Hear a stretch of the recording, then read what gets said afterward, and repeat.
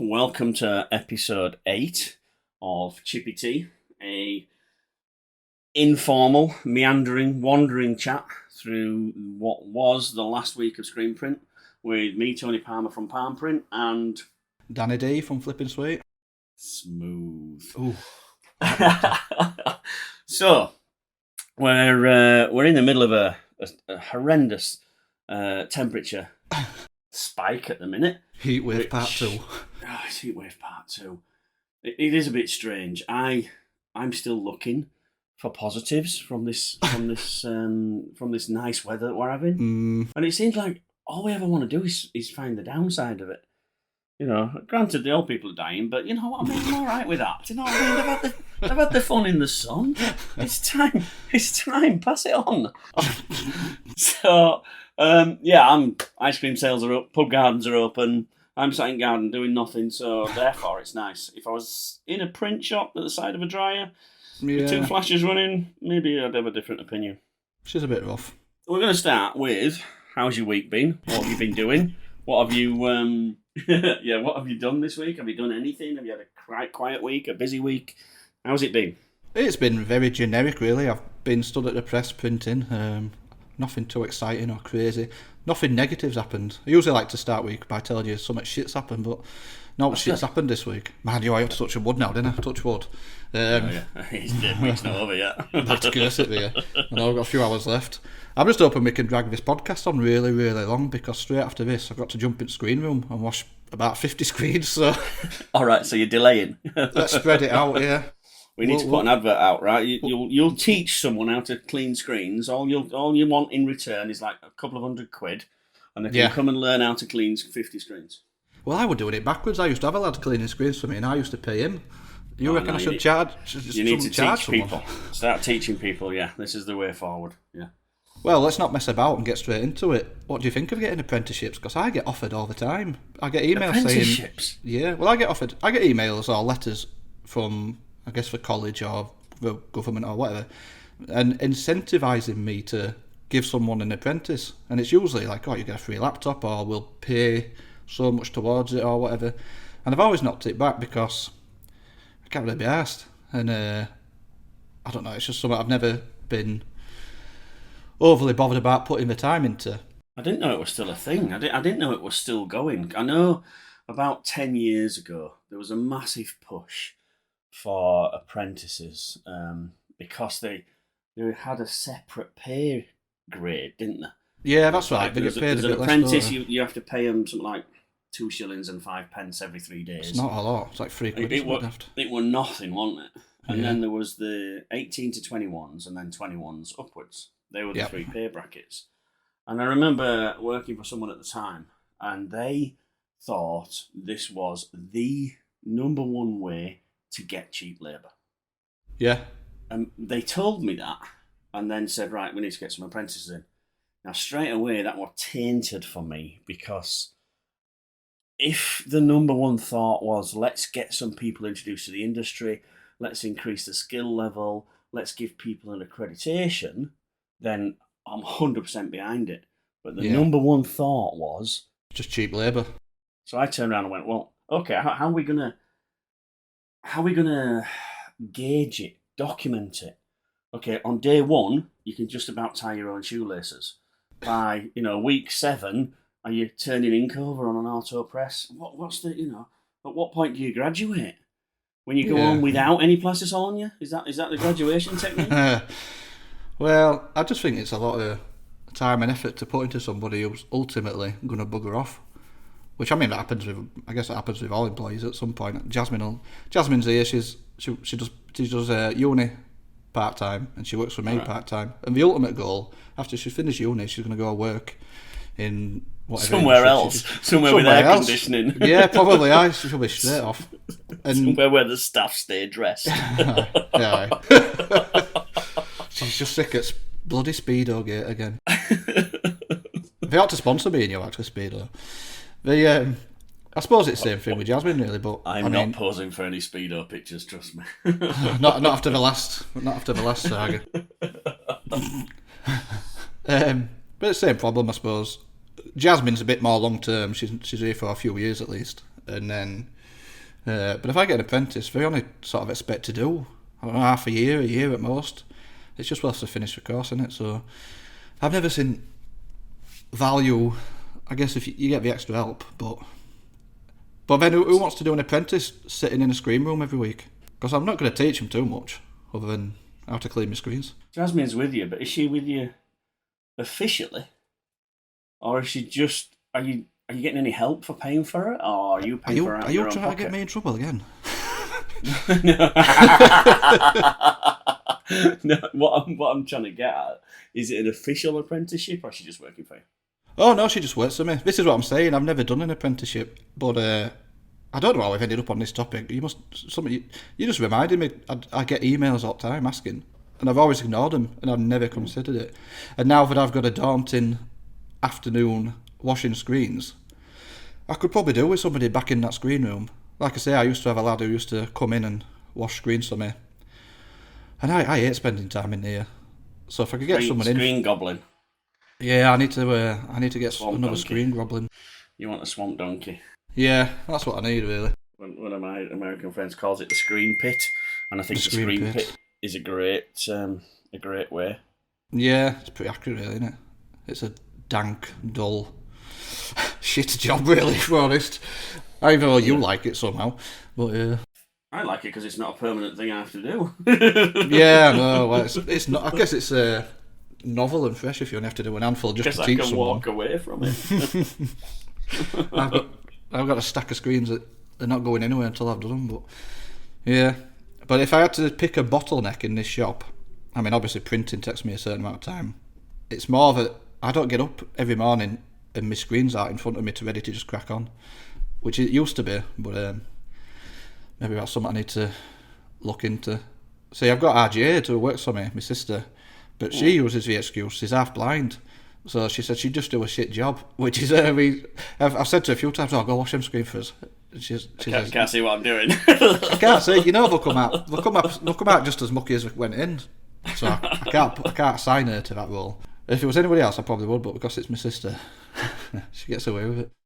It's the screen room. It's funny you mentioned the screen room as a bottleneck. A bottleneck.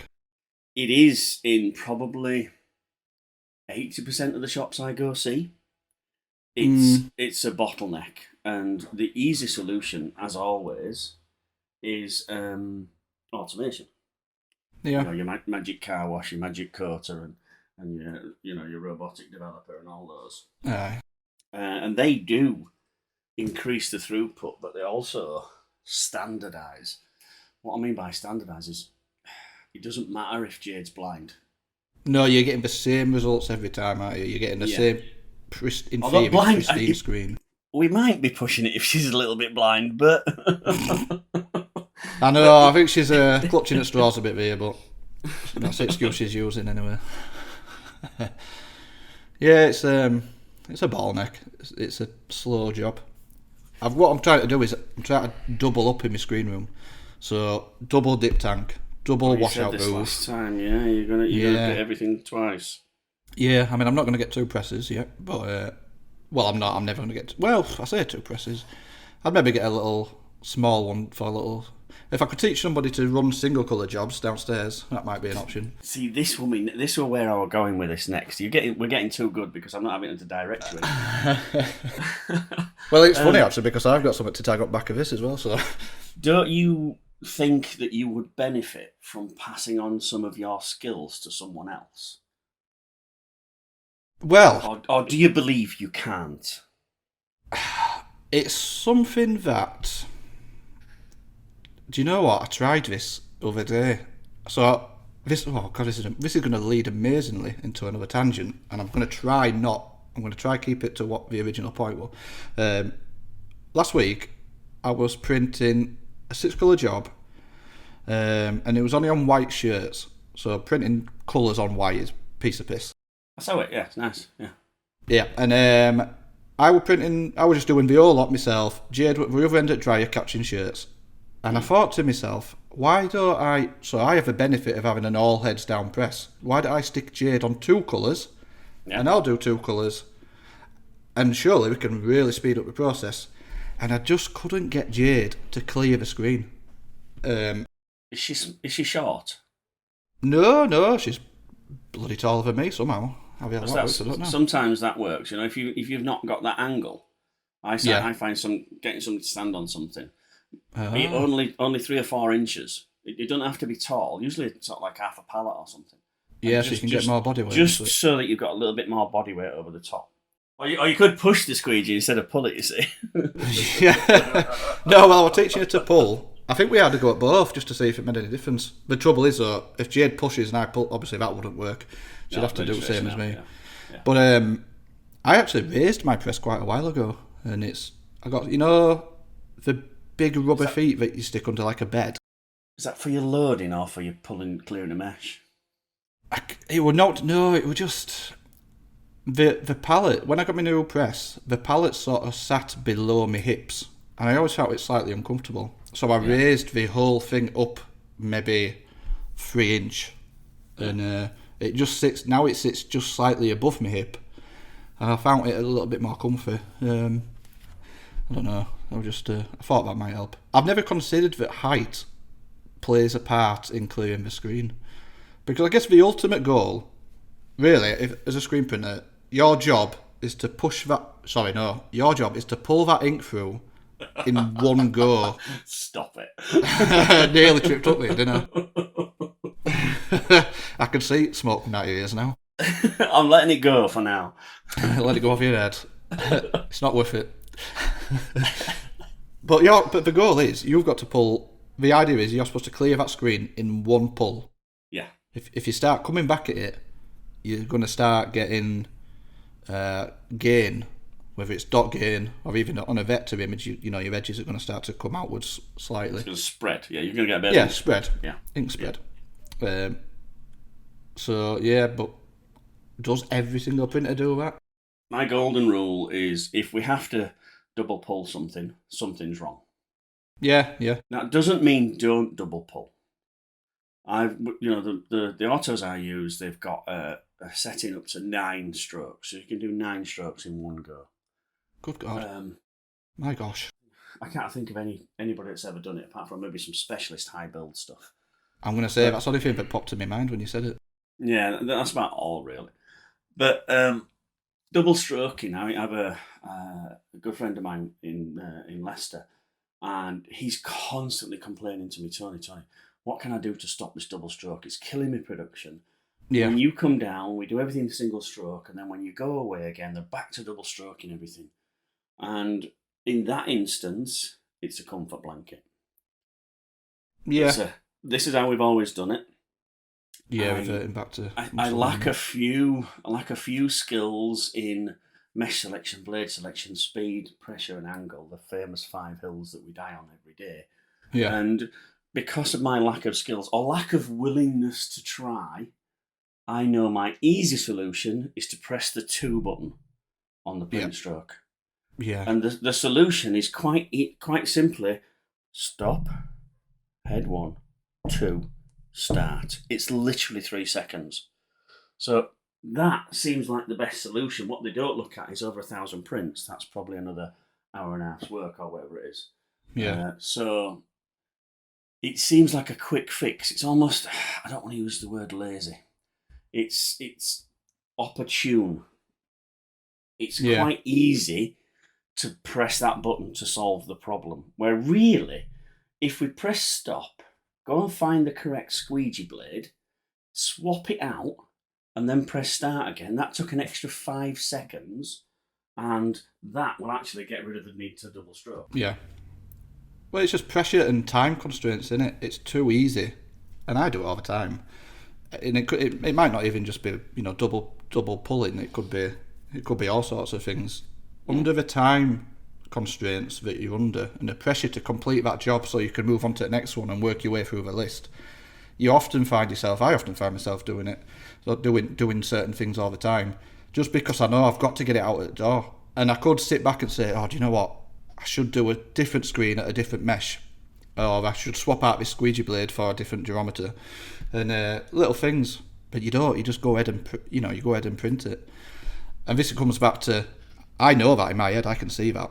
Nobody else can see it on a shirt. Nobody else can see it. Nobody else Me and you can see it.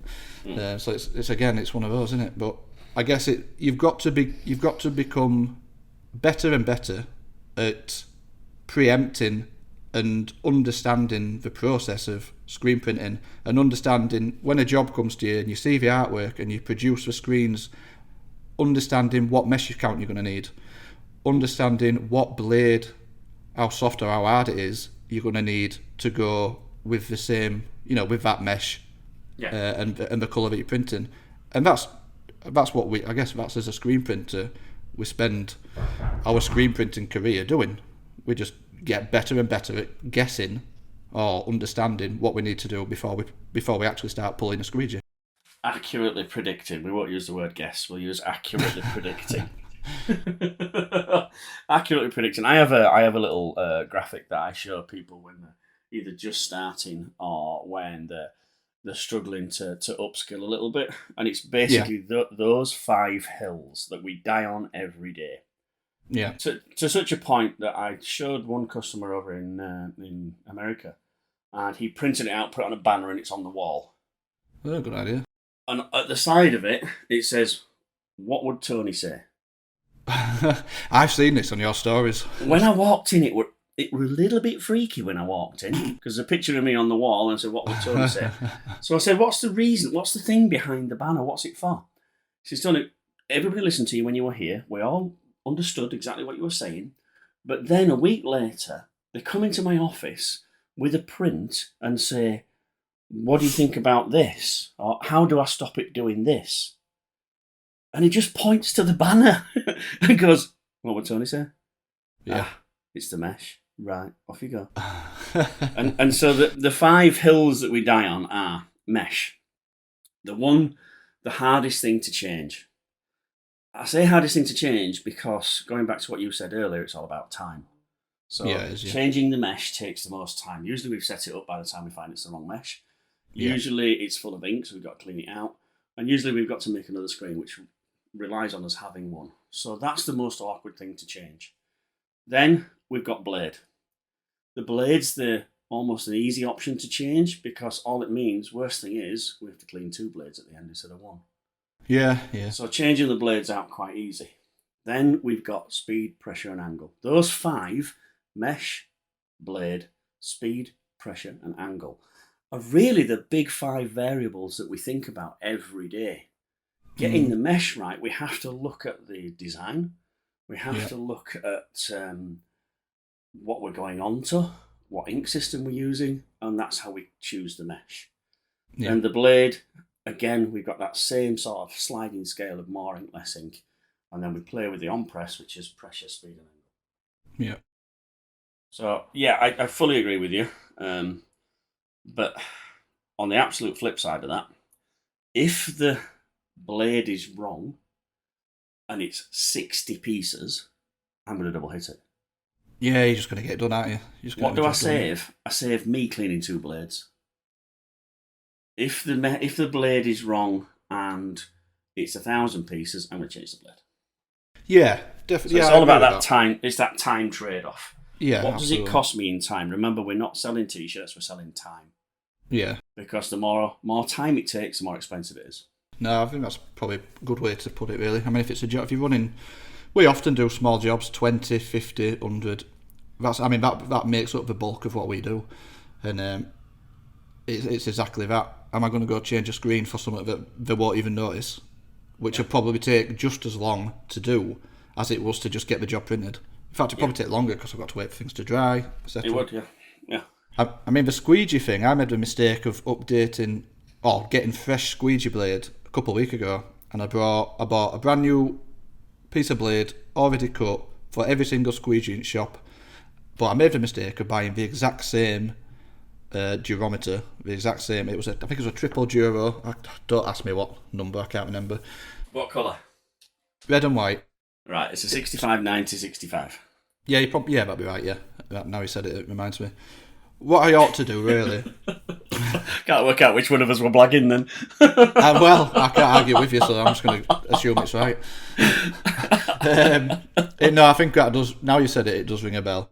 Yeah. What I'm going to do now is go get another set 75, either 90, side. 75. Yeah, either side, because one blade isn't going to work for everything I'm doing. I was pulling some black ink last week, and it wasn't clearing the screen, so I was having to, double hit it and put plenty of body weight into it. So that's just a blade problem, and it was only I think it was a 43 mesh. Okay, so I'm clearing this blade, yeah. So yeah, 100%. You're soft and you're medium and you're hard. It's how I used to teach people with red was soft, green was medium, and blue or bright orange was hard. And they were 65, 75, and 85. Dead simple. Lots of ink on the soft, medium amount on the middle, and hardly any ink on the hard. And then clever bastards came up with composites. I'm like, oh shit, how do I work them into my equation now? I've got an extra 2 in the middle. I've got a soft and a half soft, half medium. What is it? Is it half hard or half medium? So moving those in got a little bit more complicated, but I do find they are a better blade by far. And to further add to the complication, if you've got the ergo squeegees, the metal D-shaped ones, they've got 2 sides. One side is just like a standard squeegee blade. Your blade rubber will bend, so you can put that bend. If you turn it the other way around, it's got a lip stiffener. It's got a lip of aluminium on it, hasn't it? Yeah. Yeah. So that makes the blade. I guess it technically makes it stiffer. Well, much more stiffer. So that adds that into the equation. So not only you've got your blade geometers to choose from, you can flip it around either side. And I quite often I'll be printing something and I think it's just not quite right. This flip it around. Less ink, a treat. I'll flip it around. Yeah. The only downside to that is, the only thing I dislike about them squeegees is, well, the orders, the stiff side, you drive ink underneath the lip, and it's an absolute nightmare to clean. Yeah. I always get like a baby wipe on the end of a spatula and then run it down. But it's like I'm gonna go somewhere. It's like one of them poos that you can't flush. You just keep going at it, and it just won't fucking go. You can't get rid of it. So then you've got to unscrew the buggers, which is a bit of a do. Was that a bit too far, that analogy? No, I love it. I've got a gorilla's finger image in my head right now. It's the only thing I could think to describe it. A bit worrying, isn't it? No, you're good. I'm okay. We've all pictured the gorilla's finger or the head. It just won't flush no matter what. Yeah, Can't get rid of bugger. It's usually in somebody else's house when it happens, but yeah, I'm with you. I tell you what, it's more of a mystery to me. Those ones that just disappear. Like, where did just that gone? I'm sure I've just had it's vanished. Bleeding ghost pools. We've brought level back down tell now. me you were going to go down this road?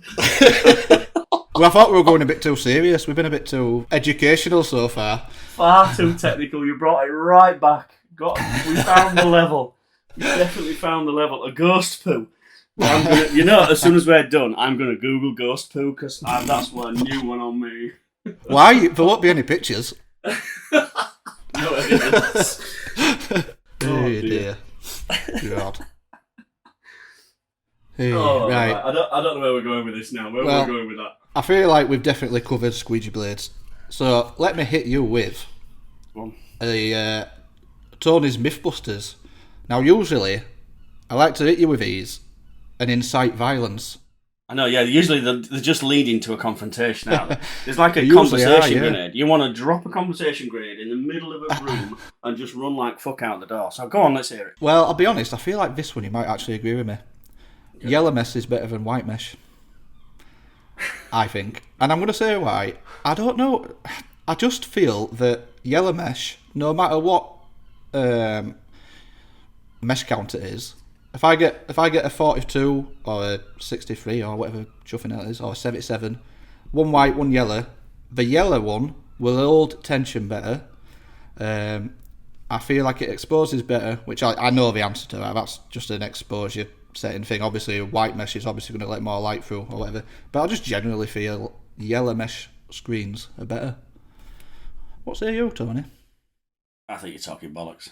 Do you reckon? I don't, So there's no difference. There's no difference between the mesh other than it's dyed. Yeah. Yeah. So why it's dyed, obviously, or do you? I don't actually. So, Is it something to do with light spectrum? Because yellow, I feel like yellow doesn't it's show. to do with light scatter or bouncing, Right. regular reflection, if you like. All right. So on the really high mesh counts, when they're printing graphics, so above 140, Yeah. what they found was this interference pattern that they couldn't get rid of, and it was just like, where's that pattern coming from? It's in the dots, but it's not Moire. It's not screen clash. We don't know where it is. And some Right. clever buffing that's a lot more clever than I am worked out that the light was bouncing from the white strands of the mesh. This Right. caused this light scatter, which interfered with the dot pattern. No other reason. So it doesn't happen on vectors, it only happens on dots. So they started to dye the mesh yellow, which stops this bouncing effect of the light. So I'm right. Yellow is better than white. So for years, you couldn't buy a yellow mesh below a 90 because it was more expensive to dye the mesh. So why the hell would you? Because theory says that if you're going below a 90, there's no dots in the image. So why would you want to spend extra money having a yellow mesh for what is really vectors? Yeah. So then I don't actually know the reason why. I don't propose to know the reason why. But eventually, probably the Chinese mesh manufacturers, I don't know, they started to make yellow mesh all the way down to like, I think you can get yellow 43s now. Yeah, you can. Yeah. But to me, there's no reason because the dyeing of the mesh was purely to stop light scatter or light bouncing from the white mesh. So why would there be no reason? Does that problem not persist anymore? Well, you mentioned better tension, so that must be bollocks. You mentioned I don't know, it holds better tension. It's I swear. bollocks. It's just I mean, in different. theory. That's like saying a black t-shirt feels better than a blue t-shirt. It's the same t-shirt dyed a different colour. Well, sometimes you know so much bollocks. In theory and in science, it shouldn't, but I just swear to God it is. It might just be pure coincidence that all of the yellow screens I've ever bought have lasted longer than the white screens, but... When you buy your screens, do you tell the screen guy what colour you want? Yeah. And does he charge you more for yellow? I can't remember. I've not really looked. I've never really took that into it. Does he? Which is why he's pushed you into yellow mesh, saying it's better as yellow mesh, so it's much better. You need this yellow mesh, it's much better. No, so, do you know? No one's so ever told me to do it. You've fallen for the pretty mesh. I haven't, Honest to God, it's come from experience. Early days, I had white screens, I had the yellow screens, purely purchased out of random. I didn't know any better, so I just got a bit of both. And just over the years, I just always found yellow worked better for me. Worked better is a really broad phrase. What do you mean worked better? Held a better image on exposure, released ink better, or did you say yeah to them all? Just give me a list of benefits, and I'm just going to tell you. Yeah, honestly, I'm not making it up. I honestly think yellow mesh exposes better. It lasts longer. It holds retention longer. It clears the screen better. It's harder to register, I suppose, but it's not significant. But I just find it does. Maybe that's not even. Maybe if you got the identical, maybe this is the answer. Maybe the suppliers of screens use two different mesh types. So the yellow comes from one manufacturer and the white comes from another, and maybe the white's just a lower quality. It's just pure coincidence that the supplier I've used for screens all these years, just cheaps out on his white mesh. Maybe that's all it is. There is a good chance that white mesh is of a lower quality than yellow mesh. Because I imagine nothing to do with the actual dyeing of it, but usually it's because it's a higher mesh, because it's got this extra benefit. We can charge more money for it when we sell it to you. So therefore, so we go for an higher quality. It should be higher quality. There is that sort of theory running underneath in the background, loosely. That might be mystery solved. But as far as anything, I mean, do you specify or ask for the thread micron when you have a screen? On the screen there are two different numbers on the screen usually. Yeah. Well, you've got your mesh count, and then I guess the the Thickness of the thread.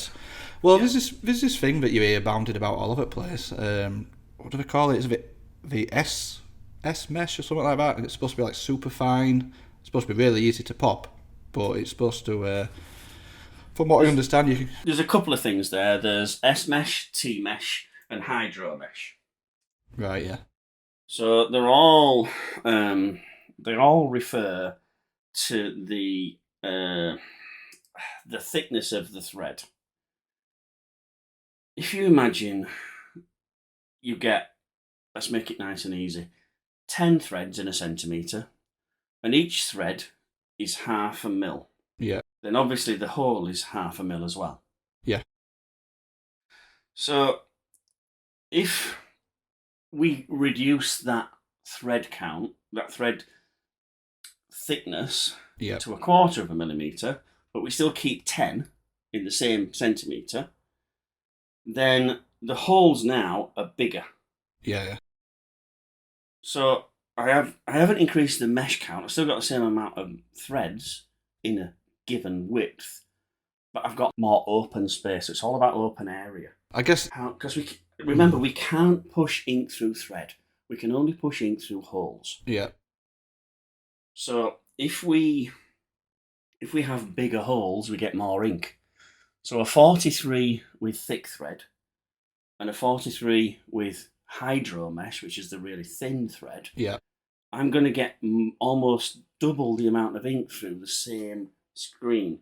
As far as you're concerned, it's still a 43, but I'm going to get more through it. Yeah, because I imagine it's going to expose exactly the same. You're going to use the same, if you're doing half tones, you're going to use a 90 or a 120, just exactly the same, only you're just getting more ink out of it, I guess. Yeah, you've got more hole, less thread. So yeah, you're just going to get there's an argument there's a little bit more emulsion, which means a little bit more time, but yeah, it's only very, very small. Yeah, interesting.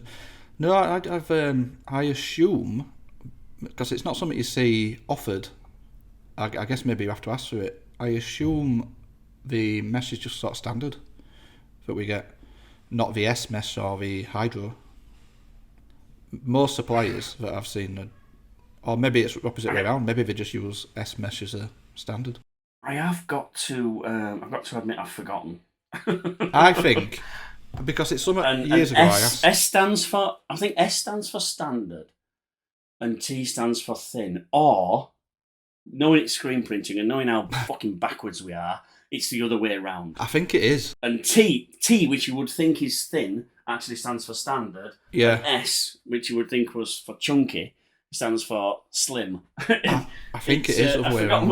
I've forgotten which way around it is, I've got to be honest. I think it is the other way around, because you quite often hear it on the American, a lot of the American shows, and all the American Instagrammers, they seem to get S-mesh as a specialty. They all grade to the S-mesh. They've been using normal mesh for years and years, and then they say, wow, we got S-mesh screens, and it's a bit of a game changer. So the thinner the nylon, whatever they make it out of these days. Yeah, it's polyester. Polyester? Yeah, I didn't know that. I thought it was just like fishing wire. Straightforward polyester. It's not catgut. It used to be silk. But yeah. Polyester. Oh well, I've learned something new. Yeah, I'll have to have a look. You've got me... I've caught you out. Bloody hell. Ticking away a little bit there as to which is S and which is T. But there's S, T and hydro. Yeah. So hydro is different. I think hydro is a brand name of Sati. All right. But it is very, very thin thread. This sort of stuff where if you throw it a bit of a harsh look, it'll smash. Yeah. If you walk past whispering at it and upset its feelings, it's just going to pop on you. Whereas the other stuff, you can pretty much jump up and down on. So yeah. It's another sort of another variable in our arsenal that we can play with. But in general rules, the more ink, the better, because if you're having a double hit on a 43 T and you drop it to a hydro 43, all of a sudden now you're having to harden up the blade, straighten up the angle, put less pressure on, and it's one of the tools we can use. Yeah. Going back to the double hit thing. Yeah, that's Yeah, see how smooth that one. it's amazing how we just come full circle. to see when we first turned this microphone, I ain't got a bleeding clue what we're going to talk about. There was that peeking behind the curtain. Without ruining the magic. Sorry. Spoil it all for people. People think this is a proper, well thought out, organised script. It is. Sometimes it can take us 2 weeks to get to this point. I know. Well, we got there in the end, didn't we? Do you want to know? Definitely, yeah. Would you like to know an invention that I've just come up with? Go on, yeah. I'm taking over here. Not if it's anything to do with ghost poos, no. It's nothing to do with that. Hey, actually, here we go. Tangent. My bulb went in my toilet yesterday. So. Oh, right, so there is a relation here. There is a relation, yeah. It's amazing how. I'm telling you. It's that script again. This is all scripted in. My bulb went in the toilet yesterday, and Jasmine. Well, it was like flickering, and Jasmine came upstairs and said, "You're gonna have to go change that bulb. I'm gonna have a chuff in. I'm gonna have a fit here at this rate." And it was like a disco. It was going crackers, and I didn't have any spare bulbs other than this old bright red bulb. Well, dark red bulb that I used to have in a screen room back in days when I thought, you had your screen room had to be pitch black. Is this when you worked in Amsterdam? This is when times get You got desperate. lots of customers. Footfall's amazing. Oh, Crackhead Alley. I'm not shy of footfall traffic. Oh, you throw me off. Anyway, yes, I chucked this red bulb light. in. I chucked this red bulb in. So the toilet now looks like a it looks like red light just to it. Anyway, that was a slight offshoot tangent. I did have a serious question to ask and I forgot. Oh, I've got a new invention. You did. Right, new invention. You're going to love this. No, you're not. You're not going to love it. I don't know if it works because I've not tried it yet. So, I've had this idea, and now it stems from, for some strange region? Right, let me try that again. For some strange reason, even though we're currently living in a flipping heatwave epidemic, and we're all literally smoking. Melting. Yeah. So they say. All we've had through the door is hoodies and hoodies and hoodies and hoodies. And the issue with certain hoodies, they are just full of lint and fluff, and you get all sorts of crap off them, don't you? So I came up with a solution to sort of. Now what I usually do is I have one of those little rubber roller things that, for getting cat hairs off and all that crap before you go out, in your wedding suit. Yeah. And I thought, right, how can I solve this problem? And also at the same time flatten down the fibres ready to print. So I've got a screen coated with no imaging, and I'm going to stick some double-sided palette tape to the underside. Right. Maybe chuck some, I don't know, just a random colour in with a squeegee, and I'm hoping if I hit every hood, so obviously you load your hoodie on, hit it with this double-sided tape screen. So I'm not putting any ink on. I'm just literally running it squeegee over nice and soft. Pull all the lint and fluff and crap off. Smooth those fibres down. Run it under flash. So then you're also getting rid of any moisture in the hoodie. And next time I come around, my theory is I've got a really nice lint-free, smoothed surface to print on top of. Now I know. There's actually a thing in the auto world. This is I think this is quite common. But I've not really seen anybody do it on a manual. It's very common in the auto world because, number one, we don't want to stop for lint. No. So that's our number one cause of sort of like slow production is stopping every 20 or so to get big bits of lint out. Yeah. It's called a sticker screen. Right. Or a roller screen. Or a plaster door, anything you want to call it really. But basically its main job, there are two. We either use it as a flattened down screen to squash those fibres down, and we use a hot pallet to do it with. Yeah. We can buy an attachment that goes in the press that's actually heated and iron each shirt. Yeah. Teflon screen. It's just like a heat press, isn't it? Yeah, so you can have a Teflon screen, so you can have a screen stretched with Teflon, like you put on your heat press. Yeah. And that will squash all those fibres down, and the results are awesome. Yeah. I absolutely 100% recommend using them. A roller screen. So you buy the roller attachment from Action Engineering, same place you got your stupid green squeeze, that gives you carpal tunnel syndrome. Oh, is that an actual? I didn't think I didn't realise that came from them. I've had all Was it sorts bright of. green? Yeah, we're bright green. That probably should be a clue, shouldn't it? I've had loads of bits off him, and it's all mega stuff. Apart from that, It is. The really nice guy that owns it, I've met him, and he's always looking for that sort of like that little cheat. yeah, You know, what's the next thing? What's the next thing? What's the next thing? What can I do to make your life easier? yeah, And I love that about it. yeah, Really do. You know, even putting palette paper on, he's got like a little attachment that goes on the arm. yeah. I've got one. It's real good. A little roller. Have you got one? Yeah, it's class. Yeah, they're really, Brilliant. It's simple, isn't it? You don't need to buy one. You can do it one, juggling a roll in your hands Yeah. on one foot and holding the knife in your teeth and stuff like that if you want. Yeah. Those little things just make life easier. It makes a 10-15 minute job, like literally 2 minutes, to do every palette. Yeah, and he makes the roller, which is basically a roller squeegee. So you know that. It's got like a purple roller on it, hasn't it? Yeah, that two-handled squeegee that you've got. That I won that. Yeah. Well, he does one of those for manual with the roller on it.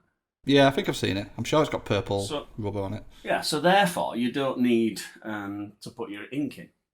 Oh, so you reckon you just roll that over the top of the screen? Over the top of the screen. So there's two things here. So you mentioned double-sided screen tape, the PMI stuff. Yeah. Yeah, well, that stuff was like the old Solvite advert. You know, you could hold somebody up in a helicopter with it. I know, that's my concern with that it was going to be a bit too sticky. So what you do is you go, everything that you did was right with your screen, exposed screen with no image on it. Yeah. A little bit of ink. I've known people use lithium grease instead of ink. Right, yeah. Good. Because all we're using it is for lubrication. Yeah. And it makes it easier. And then underneath, put some palette paper and just give it a light spray with glue. Yeah, well, I've seen people do that. Just use a little bit of tacky, a little bit of spray tack. Just a light tack, because it's going to wear off and you want to put it back on again. And the whole tip is to make the glue on the screen less sticky than the glue on the palette. Yeah. Then it doesn't lift it up. And as a sticker screen, invaluable. Totally and utterly invaluable. As a roller screen flattening the fibres, I did a test out in Central America somewhere. Putting this roller screen, which the place where I was, they didn't have a roller screen. They just had a bullnose squeegee, lithium grease, and a filled up screen. Yeah. So they put it first before the flash, before anything went down. So pre-ink, if you like. Yeah. They put it after the base and flattened down the white base while it was still hot coming out of the flash. Yeah, I've seen that. And they put it after all the ink as like a heat press, flattening the plastisol down. Yeah. And I honestly thought that the best solution would have been to print water-based. The ink. So you've already made the change. You can't jump on the water-based one. You've killed all the turtles and dolphins. It's game over for you. The plastisol companies aren't reaching out, so I'm having to make a switch. So what we need to do is do a test and do 3 prints. 1 pre-ink, 1 post-flash, and 1 post all the colours. Yeah. So I did, and I got them on the end of the dryer, fully knowing that the best one's going to be post all the colours, because it's like heat pressing every shirt. So. Yeah. So I stood there going, I know exactly what it's going to look like. And I was so surprised. The best looking shirt was the one pre-ink, before any flash. So the first colour, do exactly what you said, while the palettes are still warm, using the warm palettes. Yeah. Flatten all the fibres down, then put the base down, then flash it, then run it all the way around, and that looks absolutely superb compared to the other two. And I was surprised. I didn't expect that.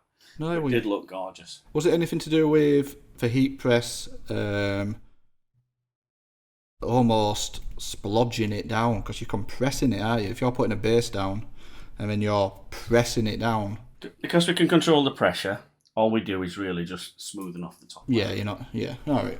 Yeah, that's strange. Because you would expect if you just heat press your base and then heat press the top colours, you'd expect that to be best results. But yeah, so it will better printing on a on a flattened shirt, basically. I mean, all the machine manufacturers have jumped onto this straight away, and they've got attachments that go in the machine like a flash. Oh yeah. We've all got one now. Which are either an inline heat press, or Yeah. an inline iron, or a hothead pro iron stampinator. All these things. Yeah. They all have a heated element and pressure. Yeah. I mean, I think when I get the auto, it's somewhat that sort of non-negotiable. I need one of them in my press somewhere. I think in your dream auto. Nah, I'm going for my real life auto. I'm gonna struggle to. I may well have to see what money's left, but I mean, even if it's not when I buy my auto, even if it's an upgrade later down the line, I've got to have one at some point. So the manual version without electricity, so just a roller and a screen, is about £300. So there's actually there's an actual right. So a manual version, £300. Yeah, so there's no electricity on it. It's just a roller squeegee that clips into the machine as a squeegee, but it's a roller. Yeah. And then the screen is with the old Newman roller screens? Yeah. Where they're retensionable. Yeah. Instead of mesh stretched in along the tubes, it's a Teflon sheet. Along the tubes. That's from the same fellow we've just been talking about, isn't it? I might have seen it. Engineering, yeah. I feel like I might have seen that actually. But I mean, yeah, it's from Action, yeah. If it's £300, I can use an old screen and kind of make the same thing. If you've got a round nose squeegee, a bull nose squeegee. Well, you can buy them, can't you? Well, yeah, but have you got one knocking about? I've not got one knocking about, no. I know. Quite a few years ago. For glitter and stuff, don't you use one for glitter and stuff? Completely rounded. I've never printed glitter. Oh God, no! Yeah, I printed metallics and stuff, but I've never printed. I know Magna do a real good one actually, which instantly my reaction there was oh no, because I'm thinking of the old glitter plastisols, and you need a flipping 12T mesh to pull it through or whatever. But the Magna stuff, a small team of shire horses to pull. Yeah, basically. Straight out of Tetley's brewery. You need to put all your body weight plus our jade on my shoulders to get it through. So that was why I had that instant gut reaction. But the Magna stuff's real good. Where you literally put the glitter in, you mix any metallic you want, and then add as much glitter as you like, and it's real easy to print. AP. It's glitter AP, which I think stands for add pigment. Yeah, it is good. I mean, I printed some glitter in 1992, and I'm still finding the fucker now. It is everything you touch after that. It's like an explosion in a Hallmark factory. It is a bit. Horrible. It's a bit 90s, early 2000s as well. Let's be honest. It's the same as that flipping. What are those rhinestones that you used to get with vinyl cutters? They used to put those little crystals on shirts in shape of a flipping, I don't know, Tate Vat or something like that. You still get them. I know, but I don't know why anybody would. Come on. I've been around for a long time. I've seen foil, glitter, rhinestones, puff, and high density come around at least 3 times. Come and go. It's a bit like afros, isn't it? They go in cycles. It's a bit like what? It's a bit like afros. And flares. Yeah, flares. I don't think flares are coming back, so we're safe. But yeah, they do come and round and go. I think foil's lovely. You know what I mean? But it's one of those difficult to get right. Can't see the final result until you heat press it. One of those. Glitter is along those lines, and you're right. The plastisol was hard to use, but relatively cheap. Because you buy the base and add your own glitter flakes to it. Yeah. And then the water base came along. It's much easier to use. It's much shinier, much cleaner. But it's now more expensive. Yeah. And because it's a special, what you will find is someone comes along and says, I'll give you, you'll make £1,000 out of this job if you can just put some glitter on it. I know. Like, okay, yeah, I can do that. Yeah, I can. Yeah, that's pure profit in this. So you ring the ink company up and you go, can I have some glitter? Yeah, of course you can. It's £1,000 and 10 pence. I know, yeah. But I only want a kilo. Oh, you want a full kilo? All right, it's £2,000. Right, really? Why is it so expensive? Because nobody buys it. No. Well, we have. And then 3 years later, everybody's using glitter. You ring them up, say, "Can I have some glitter?" "Yeah, gosh, can. It's £2 a ton." Yeah. So what happened? Yeah, everybody's using it now. So yeah, it's one of those. It goes round and round in circles. You get the exact same thing with reflective. That is the example I would use. We get asked for reflective, maybe a couple of times every 3 years, and I used to use plastisol reflective. Well, this is what I'm. Did you use that? No, and for exact same reason you've just said. Whenever, like I say, every 3 years, somebody will ask for some printed, and we say, well, I hope you sat down, because when we tell you how much extra you're going to have to pay, when a 5 kilogram pot of reflective compared to a 5 kilogram pot of normal ink is about 10 times as much, it's just not doable. There's no way I can buy a pot of ink to do one job, so it's just never something I've touched. No. But if you're in the workwear industry, no doubt about it, you'd have it as a regular. Well, not as a regular, but you'd have it and you'd print it, because you're getting enough orders coming in every day. But we just don't get much workwear. So I used to use the stuff where it was a 3-pack. So you had the reflective carrier, the grey. Yeah. Then you had the glass beads, which are like cat's eyes. Yeah. You catch the light and throw it back to you. Yeah. And then you had, with a little pipette, you had to put a catalyst in there to make everything set together. Yeah. So this stuff was made by 3M. So it's actually trademarked by 3M. Yeah. It was horrible to use. It was plastisol. It was thick. It was solvent-based. It went off after about 3 hours because of the catalyst you had to put in it. Yeah. The glass beads were sort of like printing marbles through a 90 mesh. It just didn't work. By the time you'd done about 200, all you'd got left were loads of marbles at the top of the screen and just grey prints. Yeah. So, and you don't know it's not reflective until you shine a light on it. You go, this is not working very well. No. But recently, in the last 4 or 5 years or so, I've used the water-based stuff from, I'll name them, from Magna. Yeah. And it was awesome. Yeah. It was so easy to use, and the reflectiveness of it was superb. Yeah, it dried in a little bit, but I solved that by just being really good at the top of the machine. Yeah. Making sure that we never stopped it very well. Yeah. But the results were for a Formula E racing team. Oh, all right. And it was for their pit crew. Oh. So it was really, really good, really effective. So yeah, I like it. I think it's good, and I want it to come back a little bit, because then the price will get a bit cheaper. Yeah. But it depends on. Surely for workwear people use it all the time, but. Well, no, because it's so easy to get stuff with the reflective stripes already on it. Yeah, I guess I just guess if we're getting it as a garment rather than a print. Yeah. So the regulation EN 471 or whatever it is stipulates a certain percentage of area has to be covered by a reflective strip. Yeah. To make it a safety gear. So you've already hit the you've already hit the legislation. Yeah. So if you want to put your logo in reflective and it's an extra £3.50 a print, suddenly you're thinking, can we just do it in black? Because that's got the same effect against a high-vis background. It's amazing how many emails you get asking for all these special effects. I've ever seen a price and I say, bugger it. Let's just do it in standard.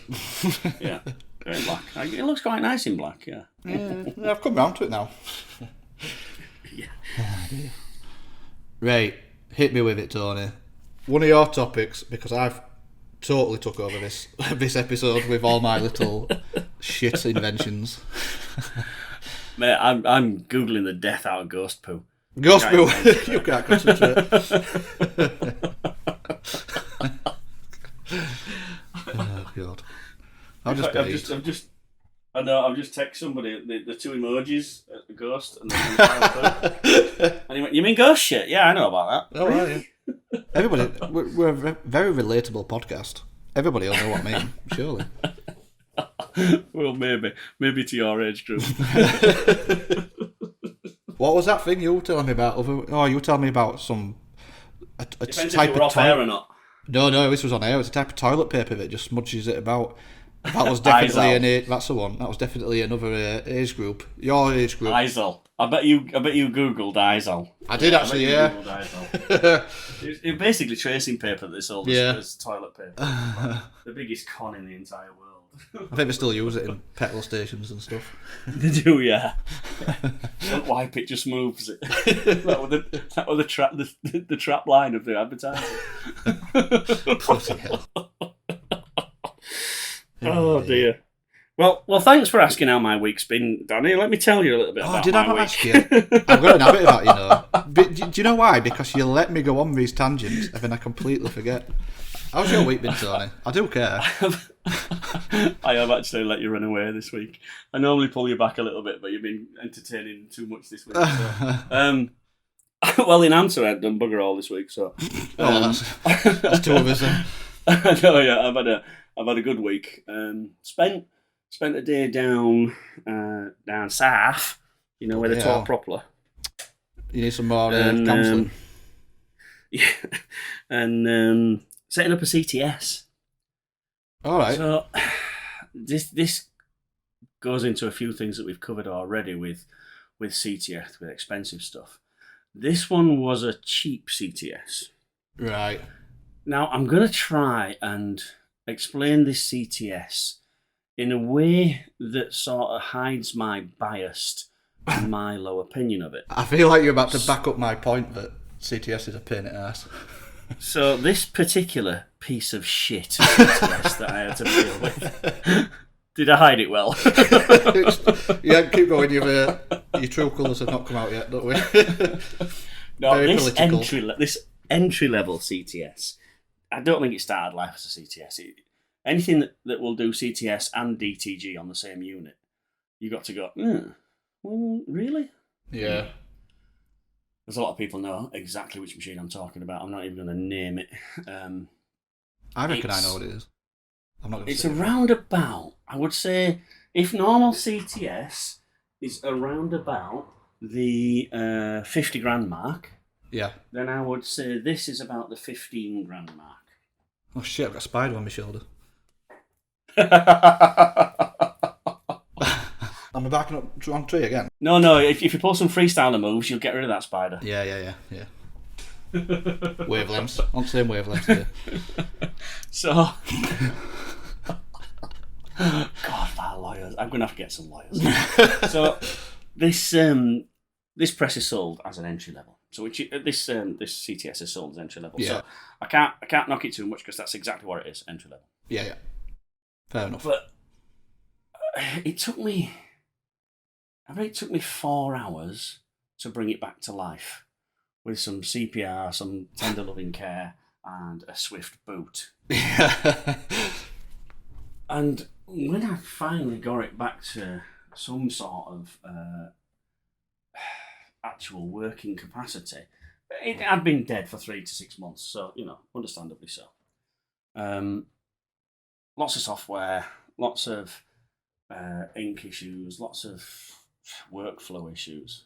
When I finally got it up and running, I thought, okay, maybe this is going to change my mind. Maybe this is a good entry-level unit.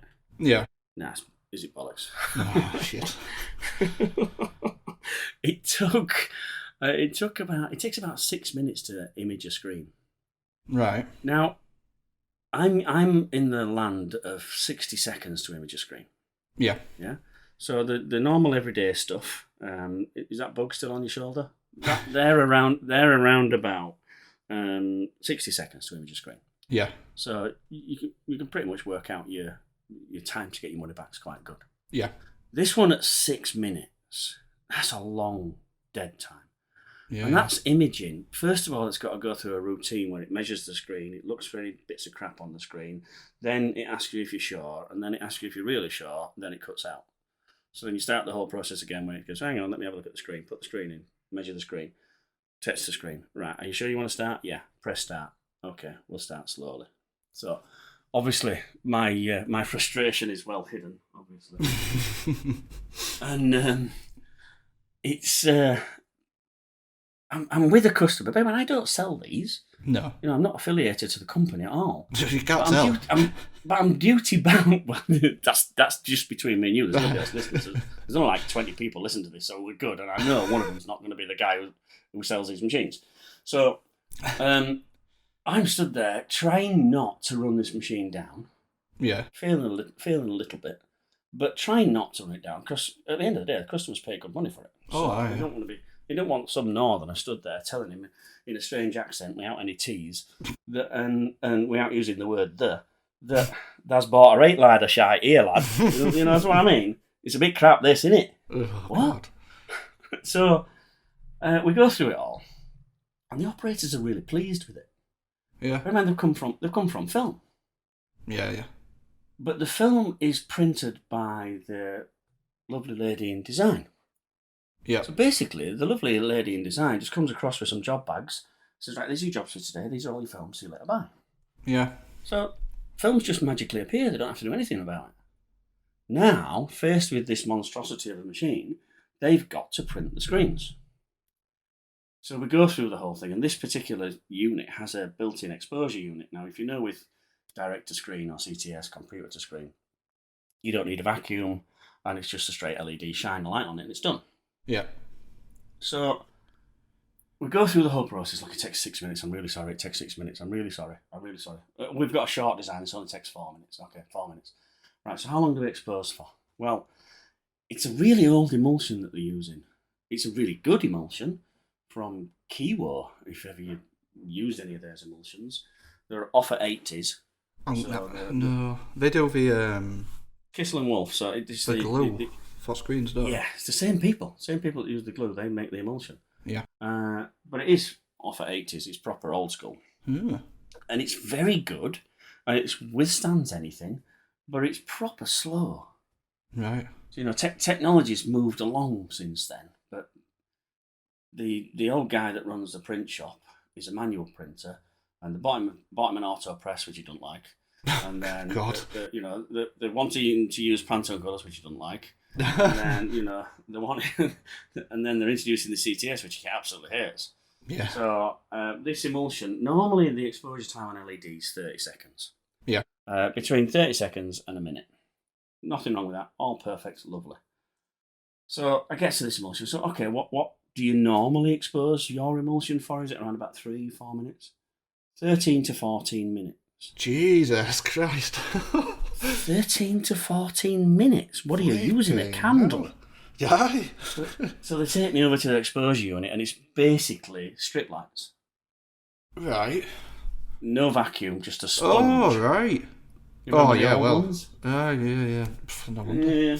You stick a little sponge. You've still got one in corner, haven't you? No, I flogged it. I know exactly what you mean. To this guy? Did you sell it to this guy? Maybe so, yeah. Did it go down south? I think it sounds like he got his before I was even born, to be fair. Emulsion he's using. Yeah, so we got the exposure down. I wanted to start at 30 seconds, but it just fell off. So right. we get the emulsion up around about 3 to 3.5 minutes. So which I'm thinking is a long time. But now we've got a short design. It only took 4 minutes to write, if you like. Yeah. It only took 3 minutes to expose. They're at 7 minutes. Yeah. That thing that I hate, and I think that's 7 times slower than what I'm used to, is actually 50% or half as fast as their old method. So they're buzzing. They were taking 13 to 14 minutes. Yeah. Of exposure time on a crappy system. Now, I'm thinking they're going to push back against this newfound technology because it's really slow. Well, actually, they loved it because it was twice as fast. Yeah, just a different reference point, I guess. It is, yeah. Everything's relative. Absolutely everything's relative. So, what thought was going to be a crappy sort of learning, which it was crappy to start with, I admit. It was a 3-hour drive. So, I'm setting off at 5 o'clock in the morning. I get there at 8 o'clock, and by 12 o'clock, we still not got a screen off. Oh, the design lady's gone, because they're all, there's like 4 of us in the screen room watching this thing go, or watching it not go. Yeah. And the design lady just Goes, I'm gonna go get some stuff done Yeah. because I'm yeah. really busy. Will you call me when it's working? Yeah, it might not be today. God. So we did finally get it running, and we got it all the software up and updated, and we got everything running. And by the time I'd gone at like 5:30, it was a smooth system where the new guy who's never seen a film, never seen screens, doesn't really understand anything, thinks he's great. I'm going to say he doesn't know no better, so he's all right. He's buzzing a bit. The old guy that's been printing longer than me is on holiday. When he comes back, he's going to go, I'm not using that. I'm going back to films. I'm going back to films. Films is easier. Yeah. Because you don't have to print them. You don't have to do any artwork on them. You just get given them, you stick them in your machine, and you watch it expose for 14 minutes. I know. Film. Flip it now. Right then. So, Kiwi emulsion. 2 questions. Is it green and fluffy? No, I'm joking. Kiwo, not Kiwi. I know, but I like Kiwi better. It's going back to spot gutting again. I wonder why you went quiet. You went Googling it, didn't you? I know. That's why you went quiet. So, Kiwi emulsion. Now, alright, it takes a hell of a long time to expose. Does it hold up in your screen like so much better than your typical emulsions that me and you use with like water-based and discharge inks? Does it hold up? Does it? I mean, one of the issues you have with water-based and discharge, the emulsion can absorb some of the moisture. Yeah. So the old Kiwi stuff, it's stronger than them all them big blokes that you like to watch on telly. Yeah. So that's what piqued my interest. One of the biggest headaches printing water-based was no matter what emulsion I used, no matter how much preparation and care I put into making sure my screens were thoroughly dry. Cleaned and degreased. Cleaned, degreased, absolutely every measure. Because me and you had a conversation about it. To the point that I was, my old degreasing process, I completely changed it. And anyway, swapped out the fairy liquid. I got rid of my fairy liquid and everything.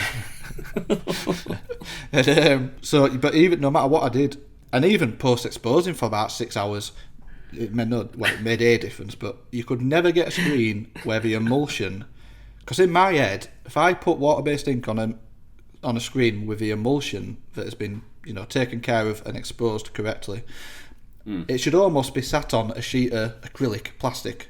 There should be no absorption of anything like that, and no. I could never ever achieve that, and I always thought I was just a failure. I thought I was just doing something wrong. And maybe I am. Maybe I was. Maybe you're about to say, yeah, you were not doing this. I'm sure you probably will, actually.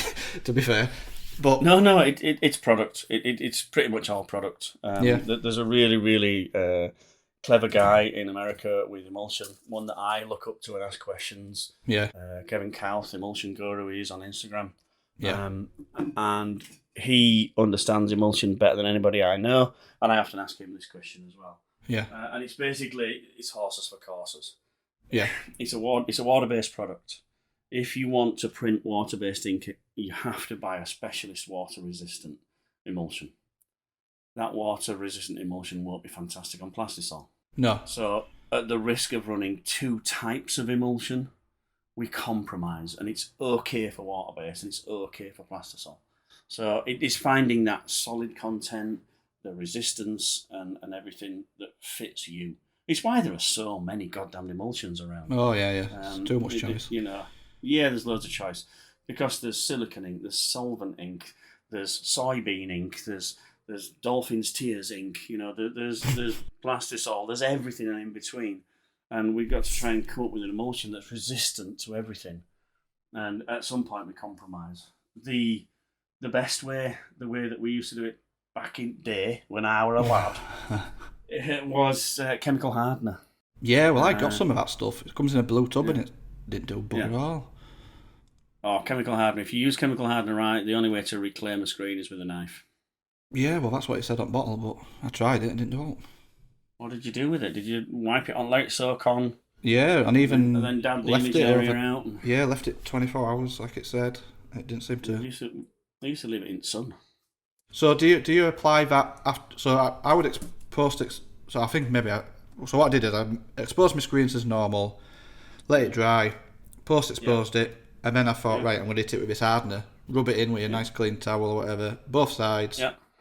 Left it overnight, and then I had to go print my screen, and it came off exactly the same as normal. So I thought, either this is shit or I've done something wrong. But there's a couple of things it could be. So number one application, you've got to put shitloads on. We used to get a tub and a rag and soak the rag and absolutely throw it in. Yeah. Then we used to let it dry in the sunlight. Right. And then just dab out the image area, because if you let it dry in the image area, it blocked in like a bitch. Ah, didn't know that. Some people now spray it on and do the same thing again. So if you mix it with let's say 2% of loose emulsion on the back of the screen somewhere that hasn't quite exposed. Yeah. And then you get a mixture of hardener and emulsion, and if that dries in the mesh, the open area, you're screwed, you can't get it out. Yeah. Another thing, you could have had two opposing products. So let's say you bought a Sati emulsion and a Cis Products hardener. You pretty much hit nail on the head. That's exactly what I did. One was pink, one was blue. Yeah, I think they're both. I think I got the brands right then. You did actually. I think you genuinely have done it. Then there's a chance that they're not dialed into each other. Chemically, yeah, they're all about the same, but they're not really chemically dialed into each other. So if you're buying a brand of emulsion, you should really buy the brand of hardener. Yeah. With it. Yeah. Sure, generically they should all be the same. But if you want best results, if it's failed, then first I'd look at application technique. Yeah. And then I'd look at, have I bought a cheap ass hardener here? Yeah. I mean, it's not an issue now anyway. I'm not printing water-based. I've gone back to the dark side. Yeah, you're now putting dolphins and turtles on forks and roasting them against a fire now every time you print. Yeah, it's fine, it's okay. Well, we've had this debate. Still up for debate in my eyes. But anyway. I think when, I'm going to use a word, well, no, I'm not going to use the word when. I'm going to say when I go back to water-based. But if Chippy Tee UV ink takes off, I ain't going back to no water-based. Yeah. But anyway, let's just say Chippy Tee UV is a huge failure, which I can't see how it possibly could be. I feel like we're going to revolutionise the industry. Not with me and you involved in it. How could it possibly be? I know. No, ever goes wrong when we try to put something together, does it? Have you heard episode 3? Anyway, the box I would have to tick, even on an auto, would be getting an emulsion, or at least rectifying human error that is causing the emulsion to absorb the water, absorb moisture from the water-based ink. Because that was the number one biggest edit for me. It was just how, especially with HSA, I think you find it, even like discharge ink, even though discharge is quite harsh, it's got a... really aggressive. Yeah, really aggressive is discharge. Well, I found HSA was worse, would you believe? The I always found it.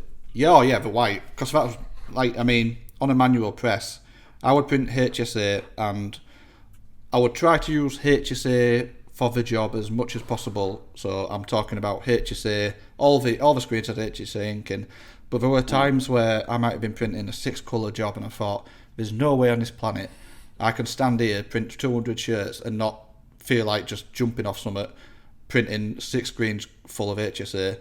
So I would use HSA white and plastisol colours on top, which I know you've just winced and you frown upon. But I promise you, it worked really well, and it did last in wash because I've got shirts that are about 6 years old with that exact print method. So there was a killer base at one point that was very much similar to that. Yeah. Even when I went to Magna, I told Magna, I said, I'm doing this, and I know it's a bit naughty and I'm not supposed to be, and they would never recommend it, obviously, because why would you recommend? Get sued. Yeah, but anyway, yeah. But anyway, all I'm saying is it worked for me. But yeah, so I would have to tick that box, and that's what plucked my ears up when you're talking about Kiwi emulsion. I think that would almost be a payoff for me. 10 minutes to expose on a screen, but if I knew I could print 1,000 shirts and that emulsion's not budging and it's not absorbing any moisture from the ink, like that would change the game for me. Water-based printing would be a piece of piss. I'd love it. I'd actually enjoy doing it. How many different emulsions did you try before you settled on the one you've got? Probably a handful, 3 or 4. Yeah. Green, blue, purple, and ultimately I settled on pink. The red. Yeah, red, pink. Now, I mean, what I did try as well is even the red, pink, it's actually an emulsion that you can print, you can expose straight out of a bucket, no diazo, or you can add diazo to increase the resistance. Increase the resistance, yeah. And I didn't find it never made much difference to me, so I always use it straight out at pot. It does increase the difference, but it also increases the time you need by about 30% as well. Yeah, yeah. So you got to be careful with Well, it. the way There's so many different variables in screens, from humidity to exposure. Yeah. For, reasons for screen breakdown are usually categorized into 3. It's usually humidity. If that humidity is above 50% in your screen room, the chances are your screen's not going to last. Yeah. If you have a poor cleaning regime, then the chances are your screen's not going to last. No. And if you underexpose, which we all underexpose because we're all frightened of losing detail. Yeah. So if when you've exposed your screen and you rinsed it out, you get to the back of it and get some white cloth, and if you run a white cloth down the inside of your screen after you've exposed it, if you can still see any pink on that cloth, it's underexposed. Yeah. So if you underexposing, then you're weakening the strength of the emulsion, just for fear of losing the design. What if you post expose it though? Have you still damaged it? What are you post exposing? All the underexposed emulsion you just washed off. Well, yeah, this is what I'm saying. Because my exposure, see the white cloth test, I'll expose a screen, I'll wash my image out, and I'm really happy with the detail that I get. And like I say, I dip it in some nice clean water, and I rinse it off. I could probably blow it off if I want. I could just like whistle at it, and it'd fall out. And I'm super happy with this screen. I've never done the white cloth test. I'd be worried to try it now you've told me. But once it's dry and I hit it with a post exposure, see, I'm under the illusion that is job done. Exposed should be as good as it gets, but maybe not. Maybe I need to dial my exposure times in a little bit more. I'll have to try it. I'll try the white cloth. If we're going to aim for something, aim for overexposure. And with your soaking technique, maybe it's a soaking technique. That's what it is. That's what it is. You see, it's because you're soaking your emulsion first. That's what it is. It could be. It could be. That's bollocks. No, I think it's probably, I would say 90% of the printers I go to underexpose, me included. I'm holding my hand up. Yeah. I do it because if I've got a soft emulsion, a soft stencil, and I've got 100 shirts to do, with tape, with some nail varnish, with a prayer and a sacrificing me firstborn to the squeegee gods, I can make it last. But if I overexpose it and the image actually doesn't come out, straight away I've lost 10 minutes there, straight away. Oh, yeah. And I've got to remake a screen, which is a resource I ain't got shitloads of. No. So I'd much rather have a delicate, precious snowflake of a screen than one that were born in the 80s that might have some bits missing.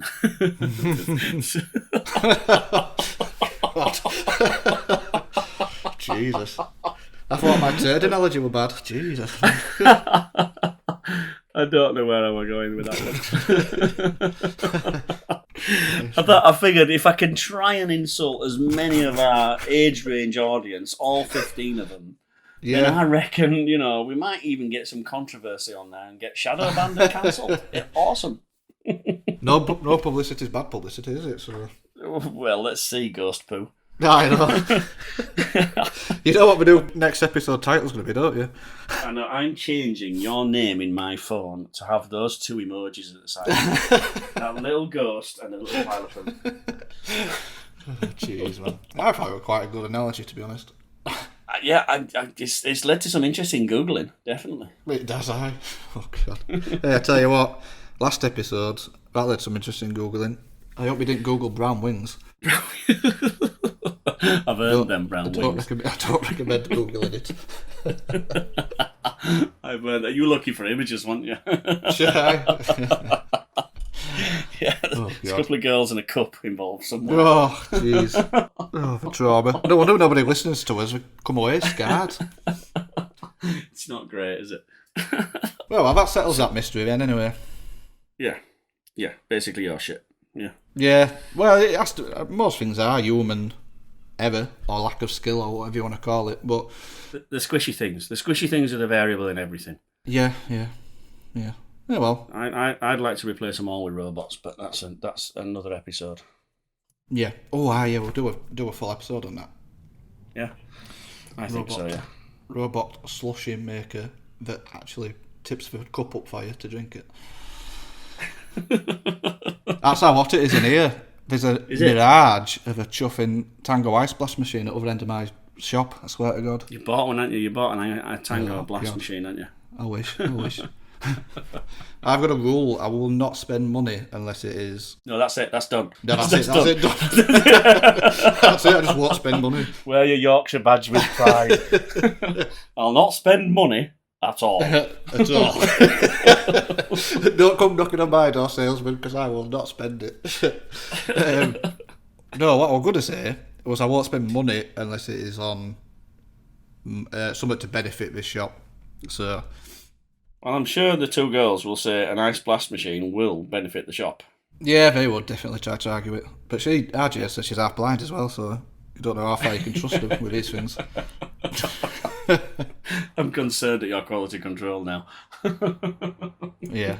I'm not looking forward to your visit. Not that I'm not looking forward to sharing a beer. Well, not sharing a beer, enjoying a beer together. But I just don't want you to come and critique crap at my shop.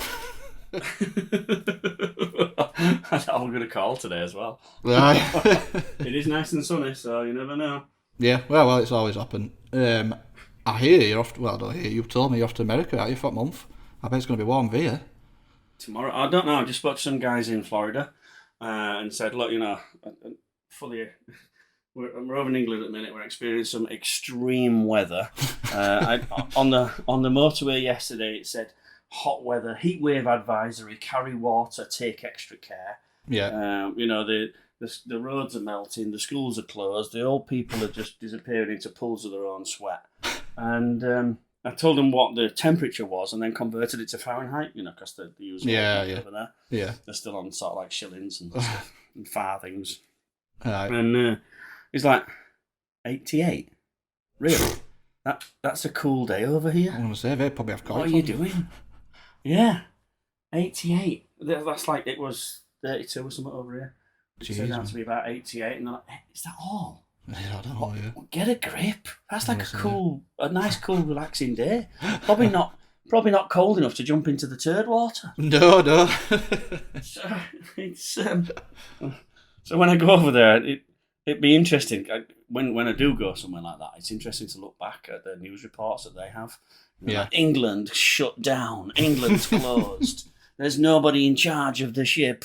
Boris is on holiday somewhere, dancing in a big white suit. Yeah. And the whole place is melting. Infrastructure's collapsed. The rails have stopped. And you're like, really? Is that what people think of us? That it gets a bit warm and we all stay in? Well, yeah.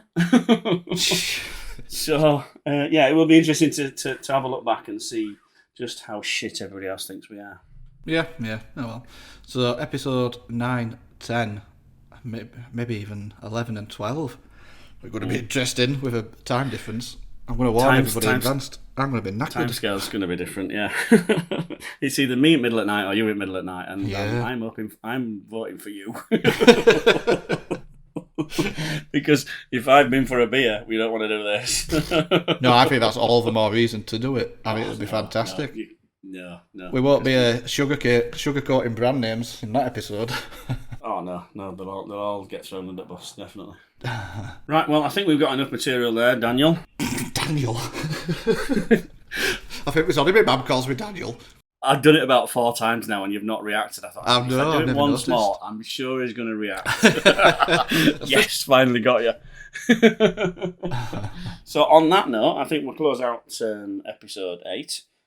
You have been listening to me, Tony Palmer, at Palm Print, and Danny Day from Flippin' Sweet coming at you, just... making the mic. Well, if that don't get us the young audience, nothing will. Freestyle. Just chuck that in for you for free. You can have that. Such talent. Wasted. So, as usual, join us on all the usual platforms. Well, both of them until we get it sorted. Spotify and YouTube.